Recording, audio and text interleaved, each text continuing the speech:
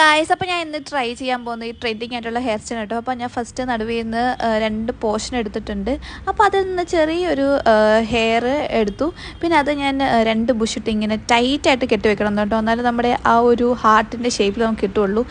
അപ്പോൾ പിന്നെ അത് കഴിഞ്ഞിട്ട് വേറൊരു ബുഷിട്ട് കുറച്ച് സ്പേസ് വെച്ചിട്ട് വീണ്ടും നന്നായിട്ട് ടൈറ്റ് ചെയ്ത് കൊടുക്കണം കേട്ടോ. എന്നാലേ ആ ഹാർട്ട് ഫോം ചെയ്യുന്നുള്ളൂ, അല്ലെങ്കിൽ ഹാർട്ട് വരുന്നില്ല.